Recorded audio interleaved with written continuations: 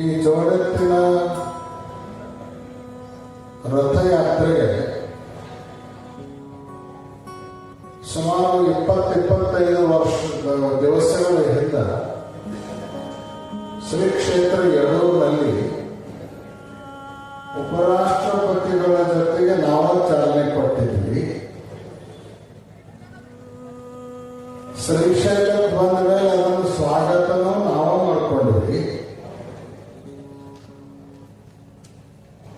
ಇವತ್ತು ಪುನಃ ಆಗಮಿಸಿರುವಂತಹ ಎಲ್ಲ ಮಹಾತ್ಮರ ಜೊತೆಗೆ ಸೇರಿ ಈ ರಥಯಾತ್ರೆ ಮತ್ತು ಇಲ್ಲೇ ಶ್ರೀಶೈಲದಲ್ಲೇ ಕುಂಡ್ರಬಾರು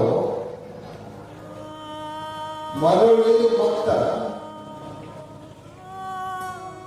ಗ್ರಾಮ ನಗರಗಳಲ್ಲಿ ಹೋಗಿ ಗೋ ಸಂರಕ್ಷಣೆಯ ನಂದಿ ಸಂರಕ್ಷಣೆಯ ಪ್ರಚಾರ ಪ್ರಸಾರ ಕಾರ್ಯ ಇನ್ನೂ ವ್ಯಾಪಕವಾಗಿ ನಡೆಯಲಿ ಅಂತ ಹೇಳಿ ಇವತ್ತು ಮತ್ತೆ ಎಲ್ಲರ ಜೊತೆಗೆ ಚಾಲನೆಯನ್ನು ಕೂಡ ನಾವು ಕೊಟ್ಟಿದ್ದೇವೆ.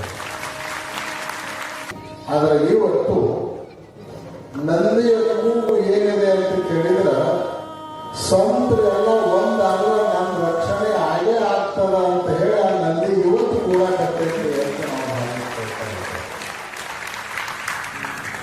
ನಂದಿ ಸೇನೆ ಮತಕ್ರಾಂತಿ, ನಂದಿ ಗ್ಯಾಸ್, ನಂದಿ ವಿದ್ಯುತ್, ನಂದಿ ಆಹಾರ, ನಂದಿ ಗೊಬ್ಬರಗಳು, ನಂದಿ ಆರೋಗ್ಯ ವರ್ಧಕಗಳನ್ನು ಬಳಸಿದರೆ ಮಾತ್ರ ಇನ್ನು ಮುಂದೆ ನಮಗೆಲ್ಲ ಒಳ್ಳೆಯ ಭವಿಷ್ಯವಿದೆ.